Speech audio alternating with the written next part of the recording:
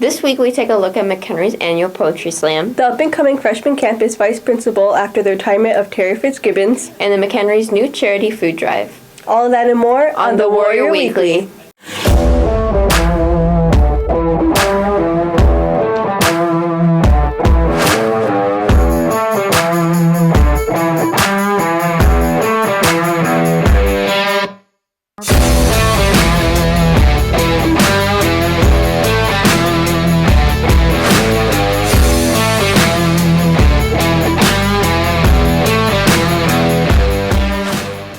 Good morning, Warriors, and welcome to this week's edition of the Warrior Weekly. Presented by Warrior Student Media, I'm Cameron Mitchell. And I'm Elvie Julio. This week we take a look at the number of exciting events and stories at MCHS. But first, Warrior Student Media writes themselves into this Poetry Slam, where the students become inspiring writers.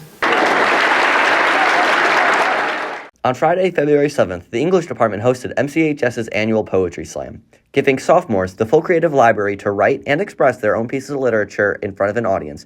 English teacher Dina Koulis shares a more in-depth description of what the Poetry Slam entails. So Poetry Slam is where people get to express their feelings in poetic form. It doesn't have to have a form like rhyme or stanza. It's just an expression of how you feel about any topic.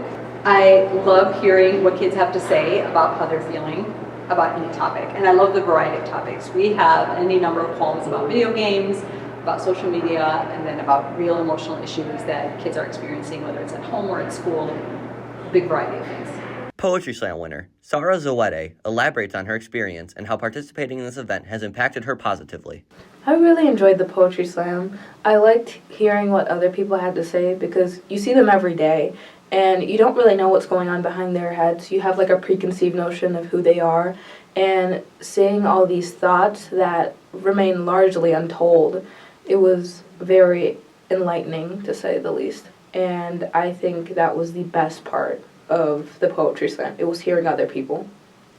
Public speaking is something that many students have anxiety towards, and the Poetry Slam causes them to face their fears, making this event that much more special. Both Koulis and Zawede both share what they believed was the most important part of this event. I think that if you don't get, if people don't understand what you're saying in your poem, at least you said it. Maybe it'll resonate with someone. It doesn't take being super popular or super well known to have your point be made. People will listen because you're being given a chance to do so. So I suggest you take it. I think we learn the most when we're slightly uncomfortable, and that pushes kids out of their comfort zone. So they express their vulnerability, some express their sense of humor, but still even that, to do that on stage in front of all your peers is difficult, and they tend to grow a lot from this experience. Freshmen, be on the lookout for next year when you might be selected to represent your class at the Poetry Slam. Reporting for the Warrior Weekly, we are Grace Summers, Travis Kokinos, and Kevin Hibbs. Up next, we take a look at the new vice principal at freshman campus after the retirement of Mr. Fitzgibbons. Mr. Sterner is the Social Sciences Division Chair and Summer School Principal at McHenry Upper Campus. He has recently been promoted to the position of future freshman campus vice principal. Sterner informs about what his current position at Upper Campus entails by teaching 2 classes and running the Social Science Department. Right now, I'm the Social Science Division Chair, and then I'm also the Summer School Principal. And for that role, for the Division Chair, I teach 2 classes, and the rest of it is really running the Social Science Division. Sterner expresses the excitement he has for running the freshman campus with Eiserman and hopes that this will help him in his leadership journey.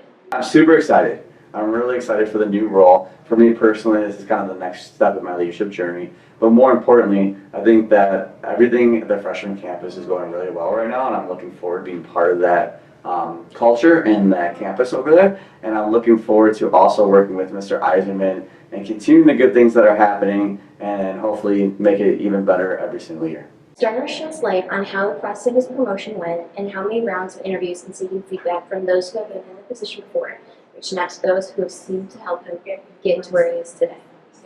Yeah, the process is, whenever there's a new position at a school, you do a couple interviews. So in this case, we had a couple rounds of interviews, and a lot of it's just preparing for the role and asking questions and seeking out feedback from other people who have been in assistant principal or principal position, and I think that really helped me. Sterner emphasized the importance of not completely changing the freshman campus, but continuing the positive impact and culture he wants to give to students. I'm not necessarily looking to change things up right away.